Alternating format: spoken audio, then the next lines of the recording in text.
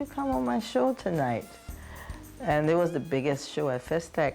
Over 10,000 people attended in the audience, and I was on the show.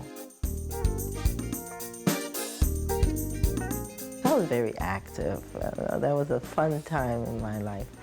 And Mashinini must have been in the audience. I hadn't met him yet, but I'm sure he was in the audience. He must have seen me on stage.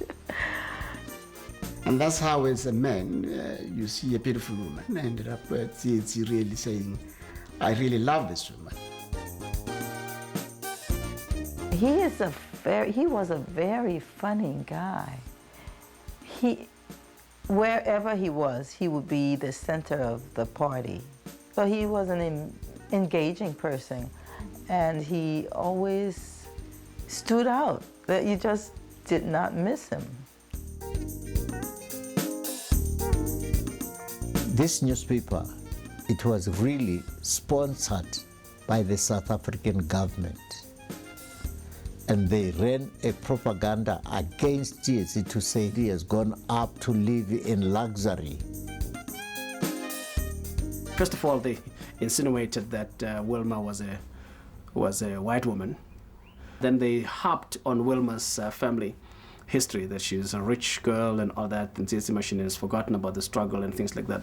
Now you can imagine, as students and hungry to go fight the enemy, you get this piece of information that says your leader is married to a white woman and he's actually enjoying himself somewhere in Monrovia, Liberia. You're bound to actually pick up an issue with him, and that's exactly what happened. The first criticism was that if he gets married and is getting married maybe to a foreign woman, it might just create a situation of wanting to settle down.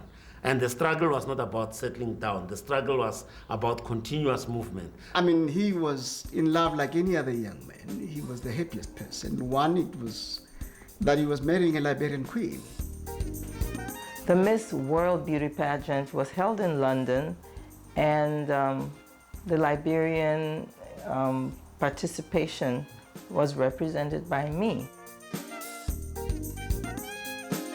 After I got there, there was a lot of controversy about South Africa's representation being white, not just being white, but the exclusion of people of African descent in South Africa. I decided to withdraw because the politics at the time was appropriate. It was appropriate for me not to participate because I was aware of a lot of boycotts going on, and this was one of them. And of course, we're all angry. How do you leave our sisters here and go and marry a Liberian? What I know is that they lose the confidence somewhere. Meantime, the confidence they lose it because of he didn't want to listen. Adam Lallar. When you marry this woman, things will change, and of course, things changed. We felt, that if you are in the revolution, you can't just leave people and just get married. By the time I knew about this controversy, it was like a week or two before the wedding. Everything's planned, I'm pregnant, invitations are out. And that's when I'm understanding that people he's in this organization with, the South African Youth Revolutionary Council, SECO, the leadership, at least some members of the leadership, are denying us the possibility of having a life together, a family together, and love. And I couldn't understand that. And then when he finally decided to get married, I was actually the best man at his wedding. And I even made a joke at the wedding because apparently as a very important visitor, particularly now that he was getting married, they would prepare the most delicious dish for you. A delicacy in a way. And they slaughtered the monkey. And then on his plate came this hand. Then I said, I'm going to eat what I know. So I'm fine with the chicken.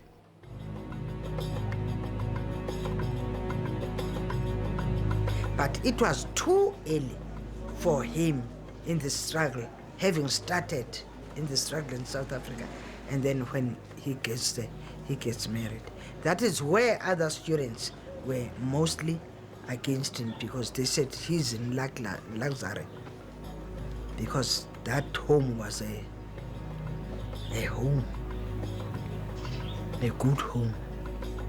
We were both young, and were struggling with our own survival. I practically had to depend on my mother. You know, we lived in my mom's home. I didn't like it at all. But there was nothing I could do. They were married already, and he was far from us, and we had hardly a cent to go there. Frankly, I don't think he imagined that he would really lose the support of the organization. He understood that there were just a handful, a few of them, who were orchestrating this. He pushed them to go into the street. He had the vision. He knew he had the vision right here and here.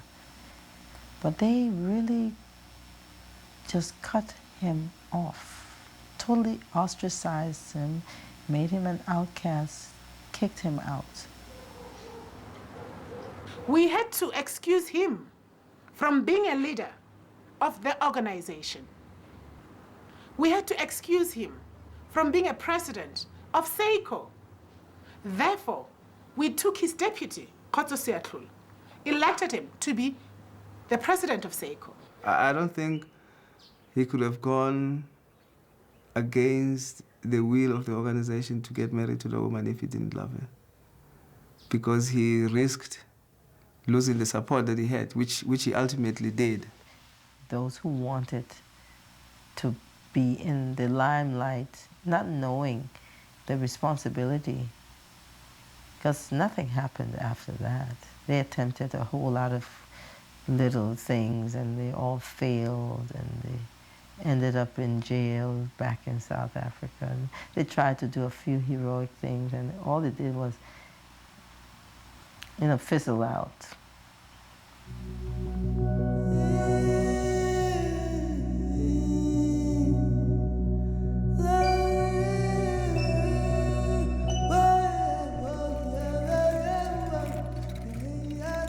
So bengakhulumi nje ukuthi I want to go and join the ANC or PAC or BCM or whatever. By then he never suggested any of that. He started to show signs of depression, mental depression, and the deterioration was coming to the point where I felt that it would be threatening even to my life. I started realizing that he really was a victim, that we both were. And what I don't want is for the same victimization to carry on to my children. Eventually, I knew I couldn't live like that for the rest of my life. So I bailed out.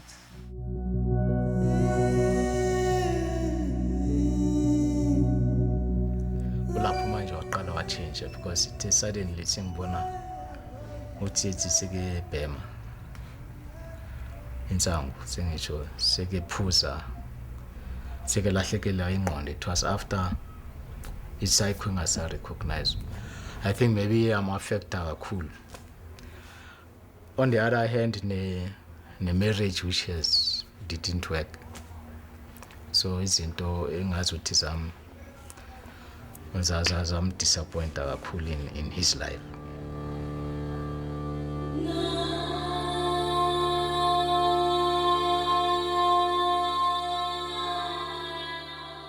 You could see the strain and the stress and the emotional journey that he had been through.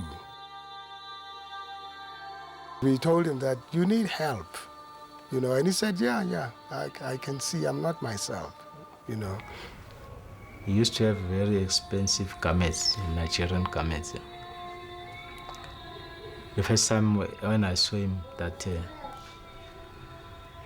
he's not normal any longer. He took his clothes and burned them in front of the guest house.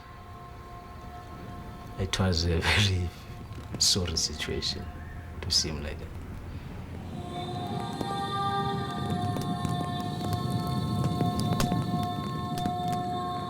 Athi izinto zakudala zingikhumbuza izinto ezimbi. It is past, zimkhumbuza a bad history.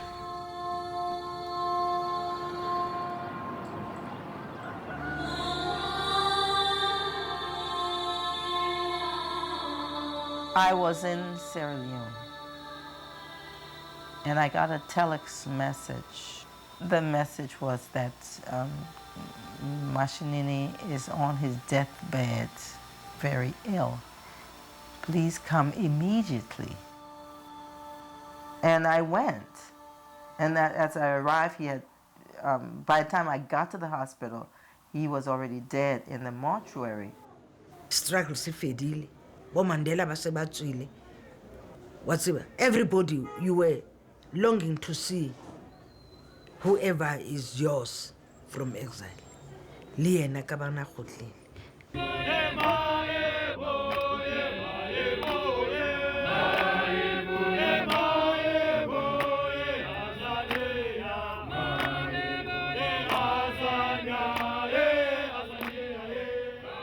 We know people don't want to recognize already.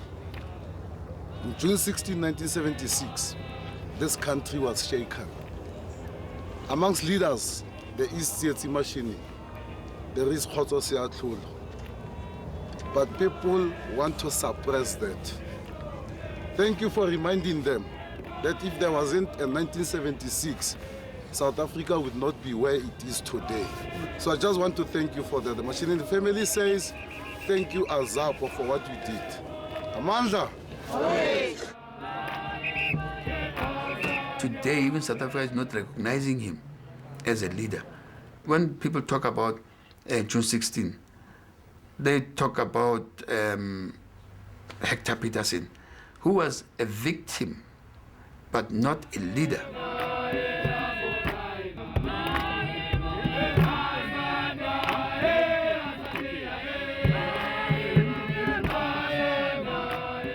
Tsietsi's legacy is an awareness, a consciousness, a yearning to be free and to be ourselves. That is Tsietsi's legacy. Someone said to me that they had the sense that Mashinini was being pulled by the nose by me. And this is what they were afraid of. They know better than that. Nobody pulls Mashinini by the nose. Nobody. Never, ever. In the end, my investigation of your life and death is incomplete. But I've understood something more important. Your life was not lost in vain. By staying true to your dream, you have given meaning to mine. I remember you. I thank you, Tsietsi.